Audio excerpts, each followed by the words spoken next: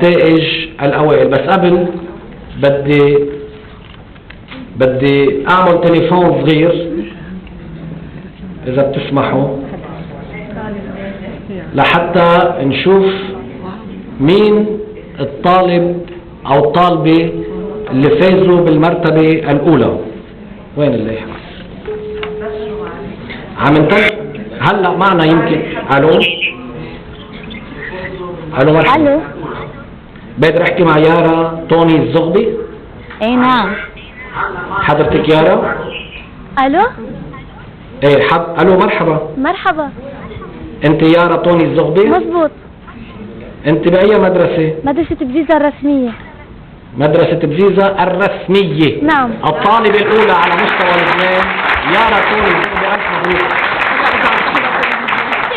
يارا انت اول طالبة على مستوى لبنان. على الهواء مباشرة بعثنا تلفزيون يروح لعندها على البيت لحتى يكون موجود عندها على اساس انه بدهم ياخذوا منا وجهة نظرها هي واهلها من بعد ما تطلع النتائج.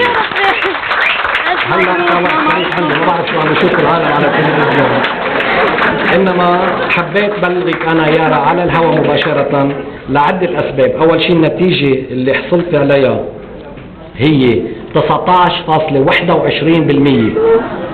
يعني ألف تحية لإلك ولأهلك. قليلة عم بسمعك. يارا شو بدك تقولي له لمعالي الوزير؟ عم بيقول لك انت الاولى على لبنان 19.21. توقعتي هالنتيجة؟ اسمحي لي بس شغله وحده يارا، بدي هنيكي وهني اهلك. بدي هني مديرة المدرسة اللي هي الست جون دارك، يمكن موجودة معكم اليوم. نعم. جون دارك كمان. وكمان قالت لي مديرة المدرسة مين الأساتذة اللي هلا طبعا هي ما معها خبر، أنا ليه كنت عم بسأل. بدي هني أساتذتك اللي علموكي هيدي السنة فردا. أول شيء سيونس فريال سعد، روز سيبا مع انه هي بالتعاقد انما عم بتجيب نتيجة كانت عم بتبدع فيها بالمات. ايفيت جرمانوس بالفرنش، هيام عبس بالعربي، وسميرة الحاج عبيد بالاجتماعيات. مضبوطين هول الستاتستيك؟ تحية لإلك وللمديرة ولأهلك ويعطيك ألف عافية، وإن شاء الله بنشوفك قريبا. بدي كفي هلا قول النتائج تبع اللي فازوا من بعدك. مبروك يارا.